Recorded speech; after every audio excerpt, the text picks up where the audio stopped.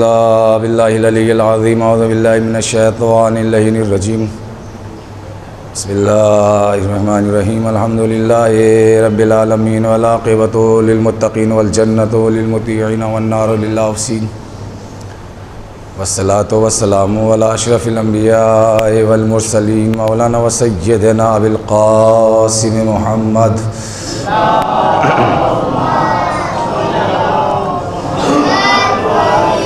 اہل بیتہ طیبین الطاہرین المعصومین المظلومین ولعنۃ اللہ علی اعدائہم اجمعین وقتلتہم وغاصب حقوقہم ومنکر فضائلہم من یومنا ھذا الی یوم الدین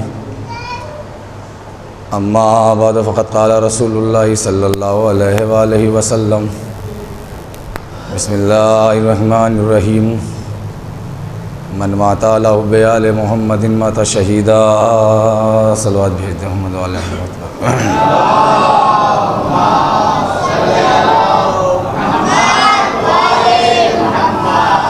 حضرت محبت اور مودت اہل بیت کے سلسلے سے جو گفتگو کا ہم نے آغاز کیا ہے وہ روز بروز اپنے اختتامی مراحل کی طرف بڑھتا چلا جا رہا ہے۔ محبت اتباع رسول کے سلسلے سے مانگی گئی، مودت قربا کے نام پہ مانگی گئی، کیونکہ اس عشرے کے دو رخ ہیں، عشرہ ہی ہے یہ، مجلس 30 منٹ کی ہو، 20 منٹ کی یا 5 منٹ کی بھی ہو، اگر وہ روزانہ اپنے ٹائم پہ ہوتی ہے تو وہ عشرہ ہی ہے۔ تو قربا کے سلسلے سے جو ہم نے آپ کی خدمت میں کل عرض کیا تھا کہ قربا سے مراد جناب سیدہ عالمیان ہیں،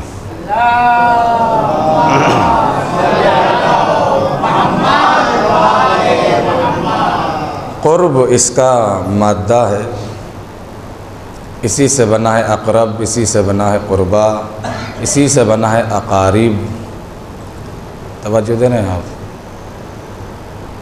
تو قرب، قریب، اقرب، مقرب، اقارب، سب سمجھ میں آتی ہیں باتیں یا نہیں آتی ہیں؟ اتنا تو سمجھ میں آ رہا ہوگا کہ ہاں یہ ایک سے لفظ ملتے جلتے، تو یہ ایک ہی مادے سے نکلے ہیں، مصدر جس سے بولتے ہیں۔ تو یہ قرب کیا ہے، قریب کیا ہے، اقرب کیا ہے، یہ ایک تفصیلی اس کے اوپر بحث ہے، مگر اس کے لیے شرط یہ ہوتا ہے کہ ہم آہنگی بہت ضروری ہونی چاہیے، لہذا میں ان سب چیزوں کو نہیں پڑھتا چونکہ وہ بہت زیادہ گاڑی ہیں، اور میرا مزاج یو پی دلی والا ہے، میں بات بات کے اوپر انگیختہ ہو جاتا ہوں، تو اس سے فائدہ کچھ نہیں ہے۔ اس سے فائدہ یہ ہے کہ آپ اطمینان سے بیٹھے رہیں اور میں جو پڑھتا رہوں آپ سنتے رہیں، اور ادھر آپ فائدہ اور نہ فائدے کی باتیں تو مجلس میں بہت ساری ایسی چیزیں آتی کہ انسان اگر ایک جملہ بھی مجلس سے لے کے اٹھ جائے ہر مجلس کا اور اپنی زندگی میں اسے اتار لے تو اس کا مقصد کامیاب ہو جاتا ہے مجلس میں آنے کا۔ فارمیلٹی پوری نہ کرنے کا نام مجلس تھوڑی ہے کہ آئے چلے ماتم کر لیا، مجلس کر لی، دعا سے بہا لیے، سمجھے کہ امام حسین خوش ہو گئے۔ حسین کا مطالبہ ہم سے بہت بڑا مطالبہ ہے، بہت بڑا مطالبہ ہے۔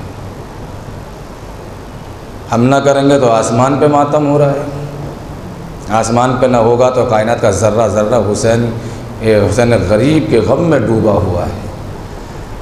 یہ نہ سمجھیے کہ اگر ہم محرم نہ کریں گے، مجلس نہ کریں گے، ماتم نہ کریں گے تو محرم رک جائے گا، کوئی نہیں رکتا، کہیں نہیں رکتا، اس لیے کہ اس ذکر کی ذمہ داری اللہ نے لی ہے۔ بہت دیتے رہیے، ہمارے ہاں 10 دن کے اندر صبح کے 8 بجے مجلس شروع ہوتی ہے اور صبح کے 4 بجے ختم ہوتی ہے، اتنی مجلسیں ہوتی ہیں وہاں۔ یو پی کا اپنا مزہ ہے، محرم کا بڑا زبردست ماحول ہوتا ہے، گریہ وزاری کی آوازیں ہوتی ہیں، ماتمداری کی آوازیں ہوتی ہیں، اور دریں آپ یہاں کے بعد وہاں کے بعد وہاں، اس میں کھانے کا ٹائم نکلتا ہے، نماز کا ٹائم نکلتا ہے، بس سوتا تھا خیر، اور 10 دن میں بہت کم ہے، وہاں پر کوئی نہیں سوتا ہے۔ یہ ماحول بہت زبردست ہوتا ہے، اور یہی نہیں کہ ایک مجلس کے اندر مجمع ہے تو دوسری مجلس میں کم ہو جائے گا، ایسا بھی کچھ نہیں ہے، جتنا ایک مجلس میں مجمع ہوتا ہے اتنا ہی دوسری مجلس کے اندر مجمع ہوتا ہے۔ اور درمیان وہ بھی تو لوگ ہیں، وہ بھی لوگ ہیں۔ بہرحال قربا مودت جو مانگی گئی ہے وہ انہی کے نام پہ مانگی گئی ہے۔ اب ذرا سا سمجھ لیجئے کہ قرب کیا ہے، قریب کیا ہے، یہ اسی سے سب بنا ہے۔ یہ اتنا ذہن میں رکھیے گا، میں آپ کو ٹہلا نہیں رہا ہوں، میں مجلس کبھی ٹہلا کے نہیں پڑھتا، یقین مانیے، میں پوری کوشش کرتا ہوں، محنت کرتا ہوں۔ میں کبھی بھی یہ نہیں سوچتا کہ مجمع کو ممبر سے بہلا کے اتر جاؤں اور وقت پورا کر کے نکل جاؤں، یہ میں نے کبھی سیکھا ہی نہیں ہے۔ توجہ دے رہے ہیں آپ؟ تو یہ قریب کیا ہے، قرب کیا ہے، اقرب کیا ہے، مقرب کیا ہے، یہ ذرا سا توجہ دیتے رہیے، دقت کیجیے اس کے اندر تھوڑا سا، کہ اللہ نے کہا ہے کہ اگر تم یہ چاہتے ہو کہ تم ہم سے قریب رہو تو ہم جس چیز سے تمہیں روکیں اس سے رک جاؤ۔ اور ادھر ہیں آپ، جس سے ہم تمہیں روکیں اس سے رک جاؤ، اگر رک گئے تو ہم سے قریب ہوتے چلے جاؤ گے۔ دیکھیے قربت کی بھی کچھ دلیلیں ہیں، کچھ باتیں ہیں، کوئی قریب ہوتا ہے، کوئی بہت زیادہ قریب ہوتا ہے، کوئی دور ہوتا ہے، کوئی بہت زیادہ دور ہوتا ہے۔ صلوات پڑھتے ہیں محمد والے محمد پر ہے۔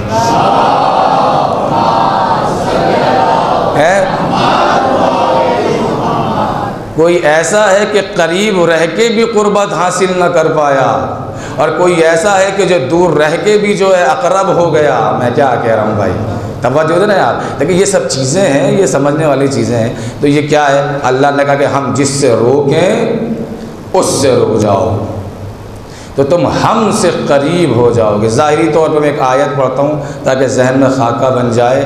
اللہ نے جناب آدم سے کہا تھا کہ لا تقربا، یہ تقربا اسی سے بنا ہے، لا تقربا هذه الشجرة فتكونا من الظالمین۔ دیکھو آدم، اس شجرے کے قریب بھی نہ چلے جانا، قریب بھی نہ چلے جانا۔ تو وہ قریب جانا تو بہت دور کی بات ہے، وہ تناول فرما بیٹھے، یعنی کھا لیا، اس کا پھل نہیں کھایا، اور جب کھا لیا تو اللہ نے کہا کہ بس جاؤ، ہو چکی نماز، مصلی اٹھائیے، جہاں کے لیے تمہیں بنایا تھا بس وہیں کے لیے چلیے۔ کیا کہہ رہا ہوں بھائی، یعنی اللہ کی جنت میں رہ کے تو قرب اٹھانا اللہ کا، اور جب جنت سے وہ اوپر سے نیچے کی طرف آ رہے ہیں ظاہری طور پر، تو یہ بتائیے یہ اللہ سے دوری ہو رہی ہے یا قربت بڑھ رہی ہے؟ ظاہری طور کے اوپر تو نیچے کی طرف آ رہے تھے۔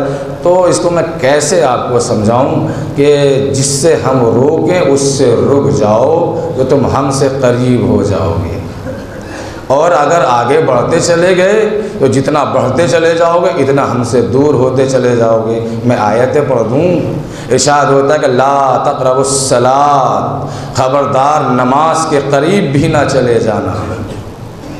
آیت ہے، گمراہی ایسے ہی پھیلتی ہے جب ایک حصہ پڑھا جائے اور دوسرا حصہ نہ پڑھا جائے۔ کیسے سناٹے میں سنتے ہیں، آپ کی سماعتوں کے صدقے ہو جاؤں، قربان ہو جاؤں، کیسے بیٹھے رہتے ہیں آپ، جملہ دینے کے باوجود کوئی کیفیت میں تبدیلی نہیں ہوتی ہے کیا؟ کچھ اندر سے ایسا نہیں ہوتا کہ آپ بے ساختہ کھڑے ہونے پہ مجبور ہو جائیں؟ یہ سب چیزیں ہونی چاہیے۔ میں سمجھتا ہوں کہ آپ سمجھ رہے ہیں، مزہ لیتے ہیں، مگر ایسا مزہ کیسا مزہ ہے وہ میں بھی تو دیکھوں آخر۔ توجہ دیجیے آپ۔ تو کیا کہا؟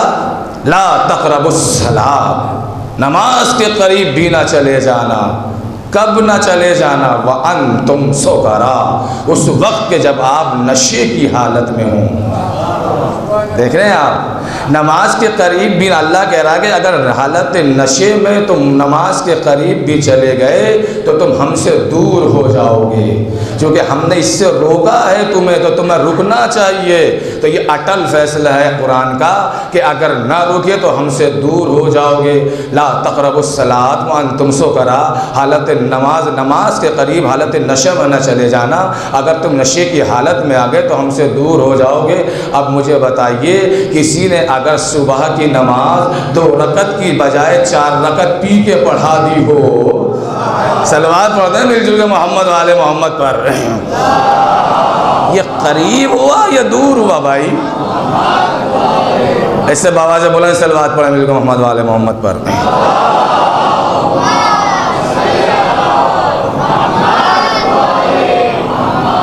قریب بھی نہ چلے جانا, قریب بھی نہ چلے جانا. دوسری آیت کو چھوٹا ٹکڑا ارشاد ہوتا کہ تل کا حدود اللہ, خبردار اللہ کی حدوں کے قریب نہ چلے جانا. حد سمجھ رہے ہیں آپ؟ حد کسے کہتے ہیں؟ حد بندی سمجھ میں آ رہی ہے؟ اللہ کی حدوں کے قریب بھی نہ چلے جانا. اگر چلے گئے تو کیا ہوگا کہ ہم سے دور ہو جاؤ گے.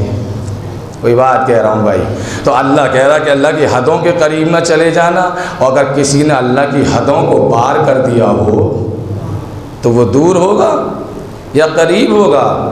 اللہ کہہ رہا خبردار یتیم کے مال کے قریب نہ چلے جانا, یتیم کے مال کے قریب بھی نہ چلے جانا.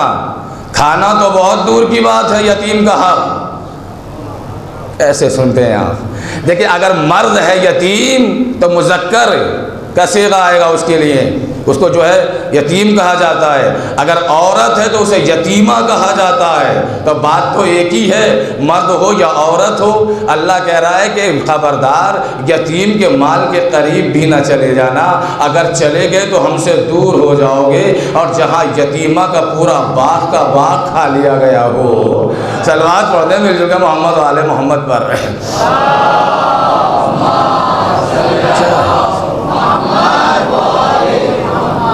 آپ دور ہو رہے ہیں یا قریب ہوتے چلے جا رہے ہیں.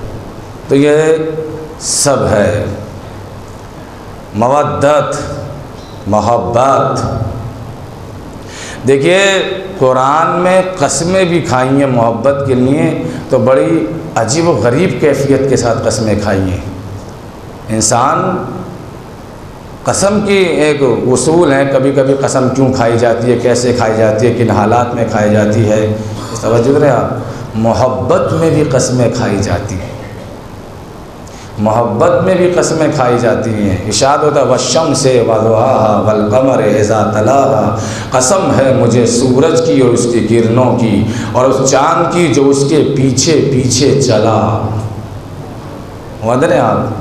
دیکھیے میں آپ سے ایک بات کہوں کہ محبت کے معاملے میں اگر میں سب سے یہ کہوں کہ دیکھو میرا محبوب جس سے میں محبت کرتا ہوں وہ اس لائق ہے کہ اس سے محبت کی جائے. اگر میں خالی یہ باتیں کہہ کے رک جاؤں, یہ بات کہہ کے رک جاؤں, تو کوئی خاص اثر تو ہونے والا نہیں ہے. کہ ٹھیک ہے تم ان سے محبت کرتے ہوں گے تو اس سے ہمارا کیا مطلب ہے, تم کر رہے ہو تو کرتے رہو. اگر میں اتنا کہہ کے رک جاؤں کہ صاحب میرا محبوب ایسا ہے کہ وہ محبت کیا جائے, اس سے وہ اس لائق ہے, تو کوئی خاص اثر نہیں ہوگا. اگر میں قسمیں کھانا شروع کروں,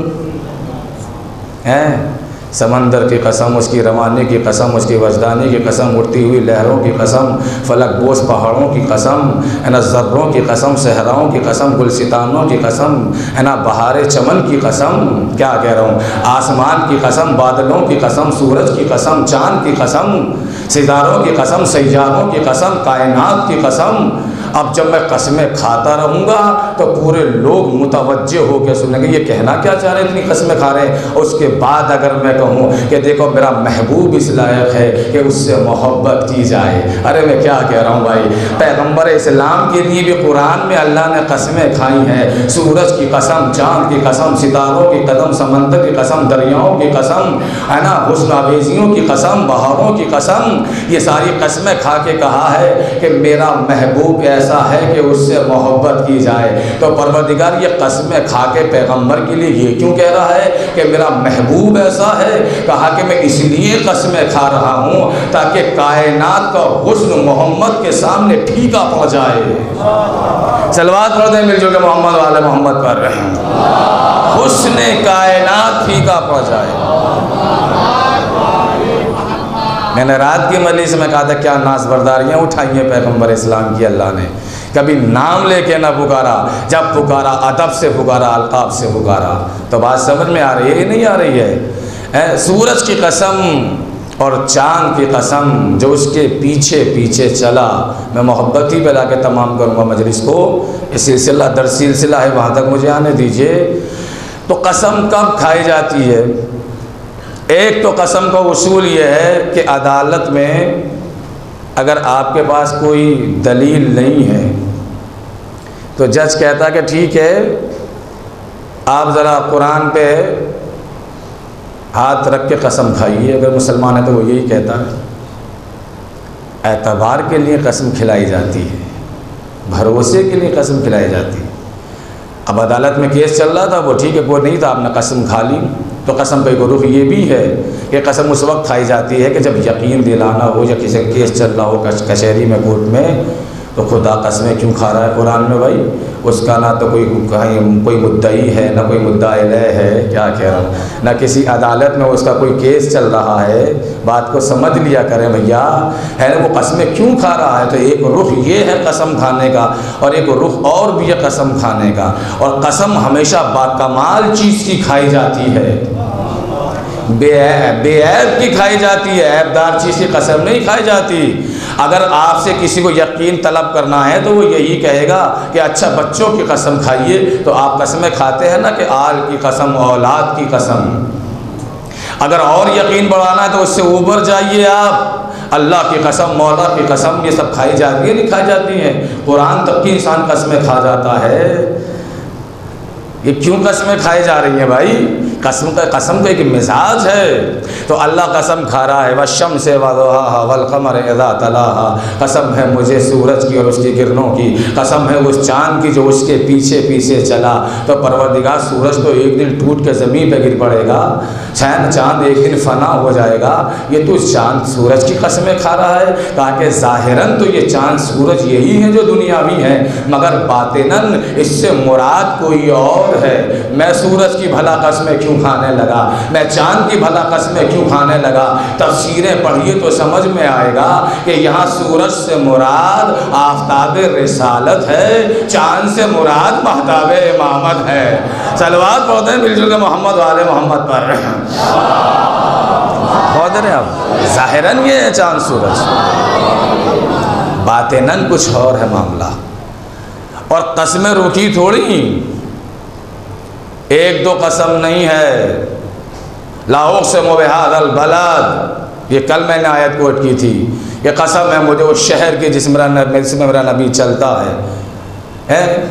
فلا اقسم بمواقع النجوم، قسم ہے مجھے اس جگہ کی کہ جہاں ستارے نازل ہوتے ہیں۔ آپ نے پھر میرا ساتھ چھوڑ دیا، ابھی تک ایک کے لیے سنا ہے نا کہ ایک ستارہ نازل ہوا تھا۔ والنجم اذا ہوا، قسم ہے مجھے اس ستارے کی جو ٹوٹا، یہی ہے کہ تو جو ٹوٹا۔ اچھا جب ٹوٹا تو گیا کہاں گیا وہ؟ اس وقت میں تو سائنس اتنی عروج پہ تھی نہیں جو مشینیں لگا کے سمندر میں پھینک دیا ہوگا، ہے؟ اور وہ بھی پورا ستارہ، سائنسداں بتاتے ہیں کہ بہت بڑا ستارہ ہوتا ہے، یہ زمین سے اتنا سا نظر آتا ہے، وہ اتنا نہیں ہے، جو یہاں سے اتنا سا نظر آ رہا ہے وہ وہاں کتنا بڑا ہوگا بھائی؟ ارے کیا کہہ رہا ہوں، توجہ دے رہے ہیں؟ تو سائنسداں کہتے ہیں اتنا۔ اچھا ہمارے ہاں بھی لوگ کہتے ہیں صاحب وہ بات سمجھ میں نہیں آتی کہ وہ در علی تو چھوٹا تھا، اتنا ستارہ اتنا بڑا ہے نا، اتنے تو چھوٹے دروازے میں ستارہ آ کیسے گیا؟ تو میں کہتا ہوں عقل بڑی ہے یا بھینس؟ بولیے، عقل بڑی ہے یا بھینس؟ ہاں ظاہراً تو بھینس ہی بڑی ہے، چونکہ دودھ جو دیتی ہے، ورنہ چائے کا ایسے پی جائے گی بھائی۔ ایک آدمی کے لیے تو بھینس بڑی چیز ہے، مگر جو فکر مند انسان ہے وہ یہ بھینس کو نہیں کہتا ہے، وہ یہی کہتا ہے کہ عقل بڑی ہے۔ بھینس کی مثال عقل کے مقابلے میں کیوں دی؟ کچھ سمجھ میں آئی بات؟ بھینس بہت بڑی ہوتی ہے دیکھنے میں بھائی، جسامت میں۔ عقل بڑی یا بھینس؟ کہا کہ عقل بڑی، اس کا مطلب ہے کہ عقل بھینس سے بھی بڑی ہے، تبھی تو کہا کہ عقل بڑی ہے۔ بھینس سے بھی بڑی ہے تبھی تو کہا عقل بڑی ہے۔ رہتی کہاں ہے یہ؟ یہاں رہتی ہے۔ اللہ نے کرسی عدالت پہ بٹھایا ہے عقل کو، یہ باطنی امام ہے، رہبر ہادی ہے۔ کمال ہو گیا، اتنا سا سر اور بھینس سے بڑی عقل بیٹھ گئی اس کے اندر۔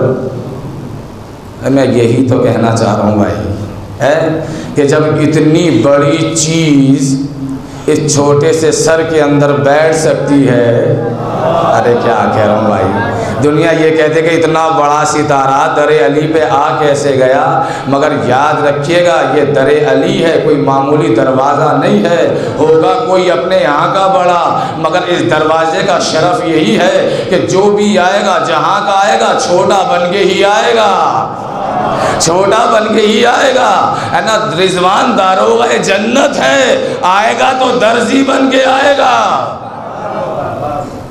عجب ہے، آگے کہہ رہے کہ انا خیاط الحسنین، میں حسنین کا درزی ہوں۔ یہ بتائیے داروغہ کی پوسٹ بڑی ہوتی ہے، درزی بڑا ہوتا ہے؟ داروغہ بڑا ہوتا ہے، درزی؟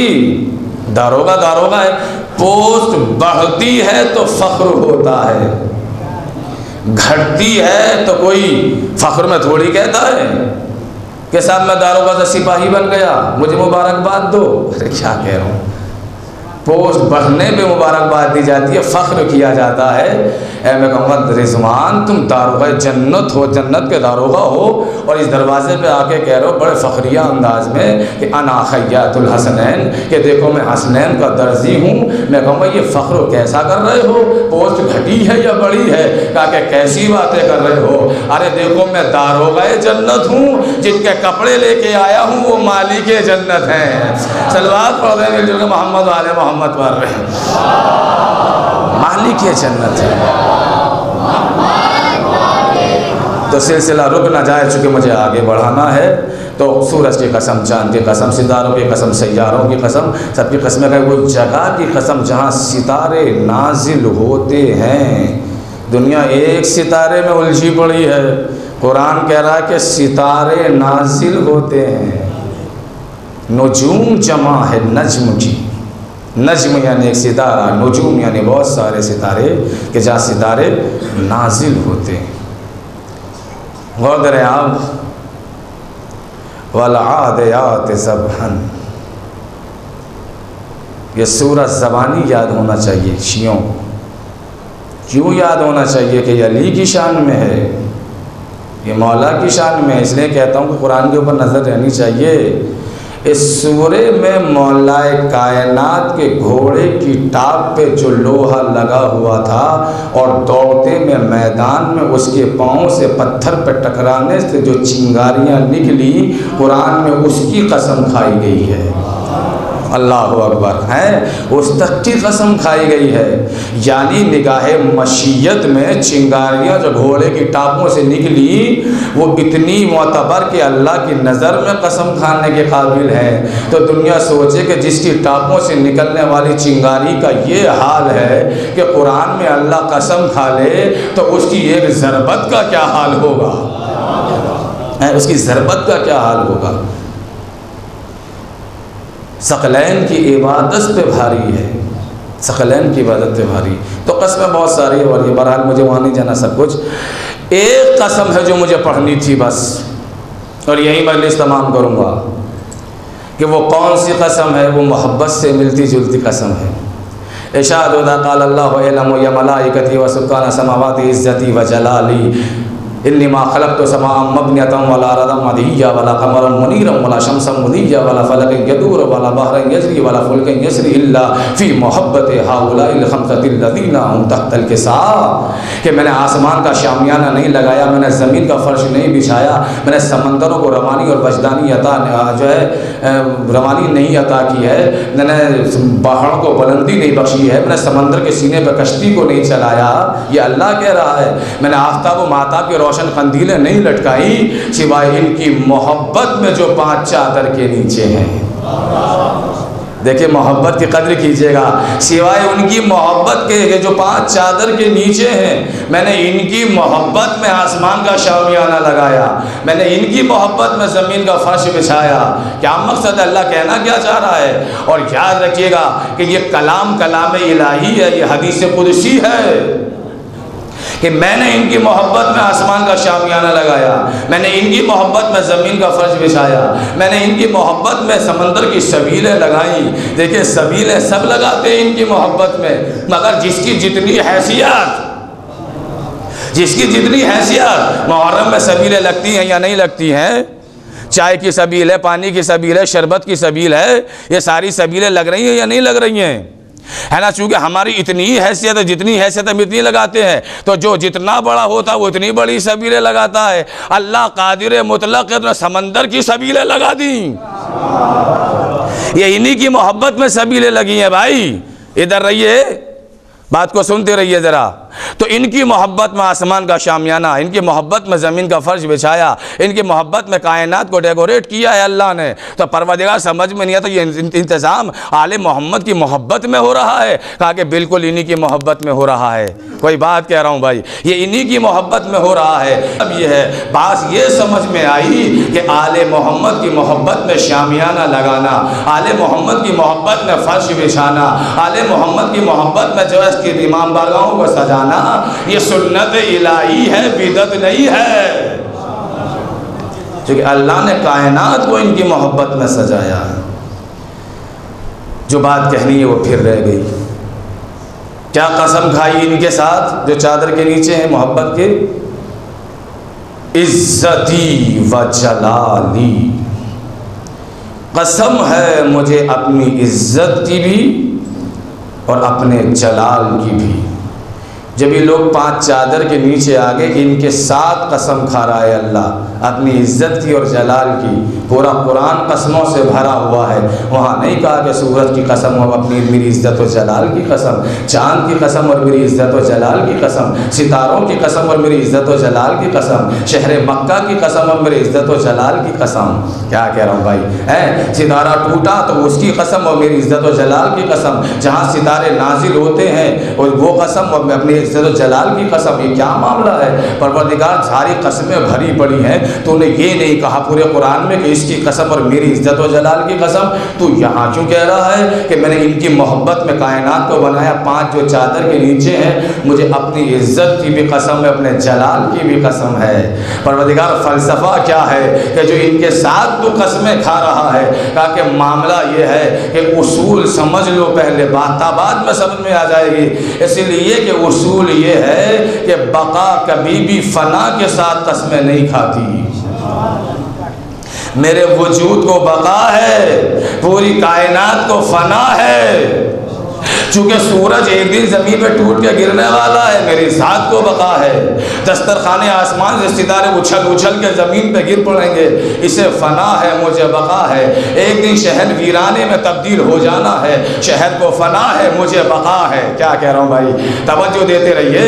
یعنی پوری کائنات کو فنا ہے، مجھے بقا ہے۔ تو اصول اب بھی نہ سمجھے، فنا کے ساتھ بقا قسم نہیں کھا سکتی، بقا ہمیشہ بقا ہی کے ساتھ قسم کھائے گی، بقا کے ساتھ قسم کھائے گی۔ میں اپنی عزت و جلال کی قسم آل محمد کے ساتھ کھا کے بتا رہا ہوں کہ جب تک میں باقی رہوں گا تب تک آل محمد بھی باقی رہیں گے۔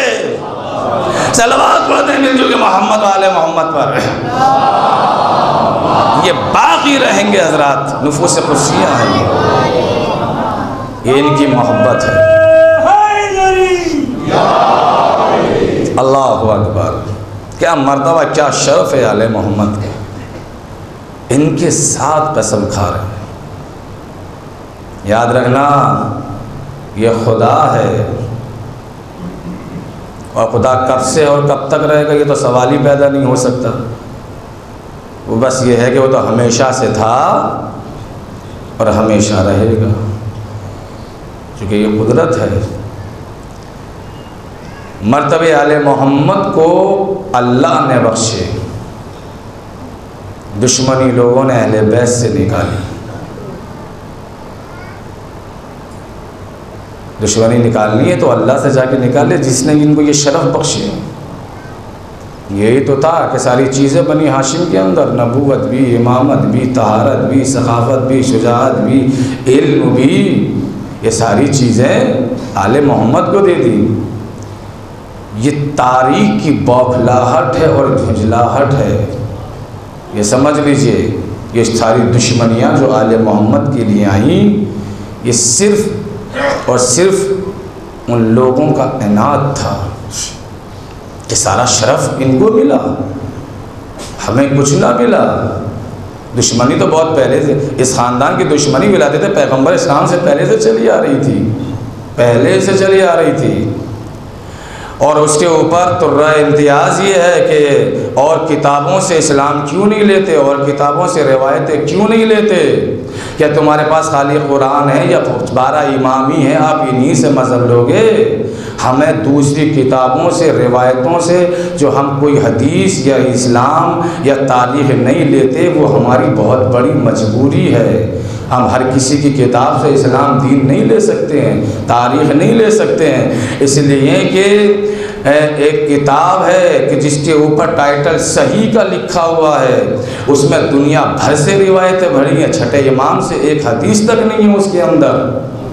قاتلان حسین سے روایتیں ہیں اس کتاب کے اندر، قاتلان حسین سے روایتیں ہیں۔ کیوں صاحب؟ آپ کی نظر میں ہمارا ایک امام معتبر نہ ہوا؟ تم نے اس لائق نہ سمجھا صادق آل محمد کو کہ ان سے کم ایک روایت یا ایک حدیث لے لیں؟ بخاری کی نظر میں اگر چھٹے امام معتبر نہیں ہے تو ہماری نظر میں بخاری معتبر نہیں ہے۔ کیسے لے لیں ہم اس کتاب سے اس روایتیں؟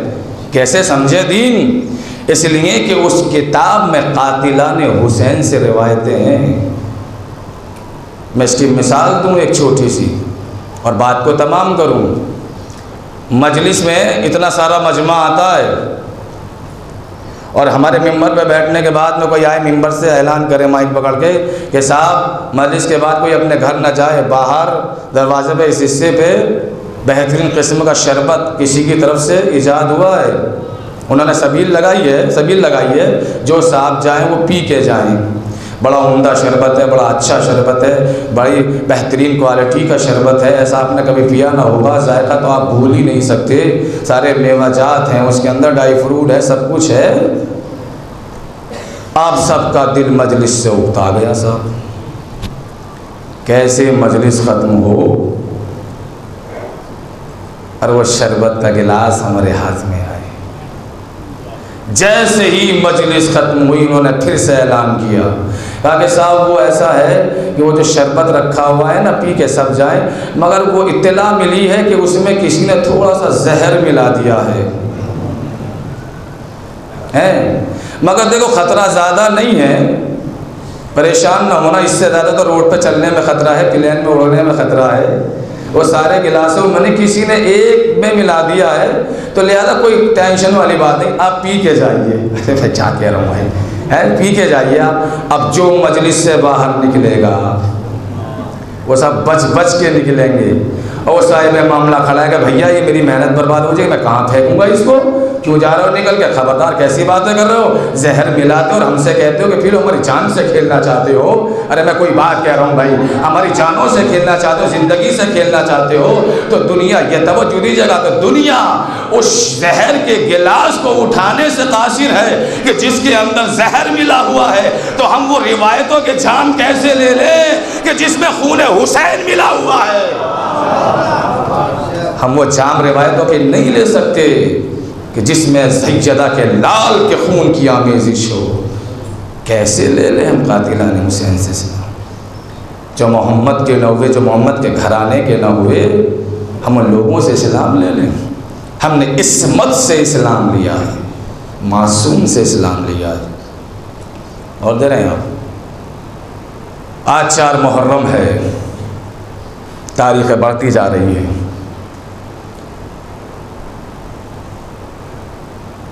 ایک ایک دن کم ہو رہا ہے۔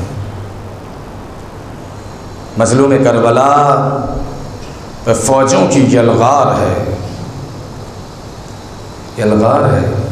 حسین جب راہ کربلا میں تھے تو ایک ایسے بیابان سے گزر ہوا کہ ایک خیمہ لگا ہوا تھا، ایک خیمہ لگا ہوا تھا۔ مولا وہاں بھی گئے، جیسے سب کے ہاں بستیوں میں جاتے تھے ایسے وہاں بھی گئے، دیکھا کہ ایک خاتون ہے اور ایک نئی نویلی دلہن ہے، 17 یا 18 دن کی شادی شدہ تھی۔ اس کی ماں سے پوچھا، ضعیفہ سے پوچھا کہ تمہارا وارث کہاں ہے؟ کہا کہ میرا ایک بیٹا ہے۔ کہا کہ اس صحرا میں کیا کرتی ہو؟ کہا کہ بس ہم یہی پہ خیمہ زن ہے، اسی کے اندر رہتے ہیں، کہ تمہارا بیٹا کہا کہ میرا بیٹا دمبیاں چرانے کے لیے دور گیا کہ تم پانی کا انتظام ایسے صحرا میں کیسے کرتی ہو؟ کہا کہ ہمارا بیٹا شام کو آتا ہے تو انہی دمبیوں کا دودھ نکالتی، اسی کو ہم پی لیتے، پانی کی طرح کام چلا لیتے۔ امام نے وہاں سے پڑا ہوا ایک پتھر اٹھایا، اس کے نیچے سے چشمہ جاری ہوا۔ امام نے اپنے ہاتھوں سے اس ریت کی حد بندی کی، کہا کہ جب تک یہاں رہنا اسی سے پیاس بجھانا، اور دیکھو میں فلاں مقام پہ خیمہ لگانے والا ہوں، شام کو جب تمہارا بیٹا آ جائے تو میری طرف بھی مستند روایت، یہ بھی مصائب آل محمد ہی کی روایت ہے جو میں نے کتاب کا حوالہ دیا تھا۔ وہ تھے جناب وہب کلبی۔ وہب کلبی جب شام کو لوٹ کے آئے تو انہوں نے پانی کا چشمہ دیکھا، نصرانی ہیں، کہا کہ دیکھا، دیکھنے کے بعد نے کہا اماں یہ پانی کہاں سے آیا؟ کہا کہ میرے لال کوئی شخص کا گزر یہاں سے ہوا، اس نے اس پانی کا چشمے کو ابالا، اس نے کہا کہ فلاں مقام پہ میرے پاس اپنے بیٹے کو بھیج دینا۔ اب جو وہب کلبی وہاں گئے تو سب کچھ آپ کو معلوم ہے، نہ جانے کیا باتیں ہوئیں کیا باتیں نہیں ہوئیں، یہ تو اللہ بہتر جانے، مگر نصرانی سب سے تھے، کلمہ شہادتین پڑھا اور اس کے بعد ایمان لے کے آئے۔ دیکھیں کربلا کے میدان پہ یہ الگ بات ہے کہ دنیا کہتی ہے کہ وہاں پہ نصرانی بھی شہید ہوئے، مگر کوئی اسلام سے باہر شہید نہیں ہوا ہے۔ یہ ہو ہی نہیں سکتا کہ حسین کے اوپر شہید ہو رہا ہو اور حسین کے مذہب کو اس نے اختیار نہ کیا ہو۔ یہ معرفت ہوتی ہے۔ جبھی تو ایک مرتبہ جب بازار شہادت گرم ہونے لگا، تمام رات یہ انصار حسینی اور حسین کے اقربا میں باتیں ہوتی رہی، جناب علی اکبر، جناب مولانا محمد، جناب قاسم میں یہ باتیں ہو رہی تھی، کہا کہ دیکھو کل کو سب سے پہلے ہم میں سے شہید ہونا ہے، ایسا نہ ہو کہ کوئی انصار حسینی شہید نہ ہو جائے۔ انصار حسینیوں میں یہ باتیں ہو رہی تھی کہ کل زہرا کے لال پہ قیامت کا رن پڑنے والا ہے، دیکھو کوئی حسین کی اولاد میں سے پہلے شہید نہ ہو جائے۔ ارے کیا جذبہ شہادت تھا، کیا حسین نے ایسا دکھا دیا تھا کہ ایک مرنے والا مرنے پہ سبقت کرنے کے تیار ہے۔ اللہ اکبر، روز عاشورہ نمودار ہوئی، بازار شہادت گرم ہوا، ایک کے بعد ایک جاننے لگے، اس کی وہ منزل بھی آئی کہ وہب کلبی آگے بڑھے۔ وہب کلبی آگے بڑھے اور آگے بڑھنے کے بعد نے کہا کہ مولا مجھے اجازت دے دیجئے۔ کہا کہ بیٹا یہ تمہارا سین زخم کھانے کا نہیں ہے، یہ الگ بات ہے کہ تم نے میری جان ساری کا دم بھرا ہے۔ کہا کہ مولا صبح سے شام ہو جائے گی، ایک ایک جا رہا ہے، سب شہید ہو رہے ہیں، وہ وقت کب آئے گا جب میں اپنی جان تمہارے اوپر قربان کروں گا؟ اللہ اکبر، مولا نے اجازت دی اور اس کی ماں نے جب اسے بلایا تو چند جملے کہے۔ ایک مرتبہ جب وہ جانے لگے تو وہب کلبی کی بیوی نے کہا کہ وہب ذرا میری بات تو سن لو۔ وہب کو دور لے جا کے کچھ بات کرنا شروع کیا۔ وہب کی ماں نے وہیں سے آواز دی، وہب ارے ماں تمہارا دودھ معاف نہ کرے گی اگر بیوی کی باتوں میں آ گئے۔ کہا کہ اماں یہ نہیں کہہ رہی ہے۔ کہا کہ پھر کیا کہہ رہی ہے؟ کہا کہ یہ کہہ رہی ہے کہ تم تو جا رہے ہو جنت کی طرف، تمہارے بعد میں میرا کیا ہوگا؟ تو میں نے اس سے یہ کہا ہے کہ تمہارا خدا حافظ ہے، تو یہ کہہ رہی کہ مجھے حسین کے بیویوں کے خیموں تک پہنچا دو، بڑی حسین سے سفارش تو کر دو۔ اب جو وہب امام کی خدمت میں آئے تو وہب نے کہا کہ مولا میری بیوی یہ چاہتی ہے کہ ہماری شہادت کے بعد یہ آپ کی جو ہے ناموس کے ساتھ میں خیمے میں رہے۔ امام کی آنکھوں میں آنسو آ گئے۔ امام نے کہا وہب تجھے نہیں پتا، ارے میری شہادت کے بعد کیا قیامت ہونے والی ہے، خیموں میں آگ لگا دی جائے گی، بیویوں کو قیدی بنا لیا جائے گا۔ اللہ اکبر۔ اچھا تو وہب کی بیوی نے ایک جملہ اور کہا کہ وہب سیدہ کے لال سے پروانِ جنت لکھوا دو، اس لیے کہ میں زیادہ دن کی شادی شدہ نہیں ہوں اور تم نے جنت کی راہیں لے لی، وعدہ کرو کہ قیامت کے دن جب ملو گے تو میں تمہاری بیوی اور تم میرے میں شوہر ہو گے، یہ روایت ہے۔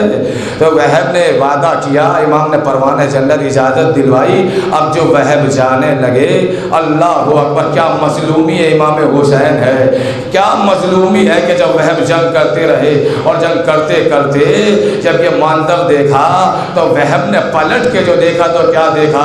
وہب کی بیوی ہاتھوں میں عمود خیمہ لیے ہوئے میدان قتال میں اتر آئی۔ وہب نے کہا کہ واپس پلٹ جا، ارے اسلام میں عورتوں پہ جہاد ساقط ہے، واپس پلٹ جا۔ وہب کی بیوی نے ایک جملہ کہا کہ وہب میں پلٹ تو جاتی مگر حسین کی غربت نے مجبور کر دیا۔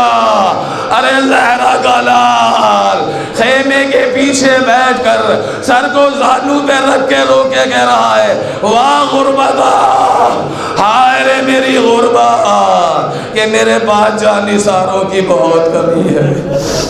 انا للہ و انا الیہ راجعون، رضا بقضائہ و تسلیما لامرہ۔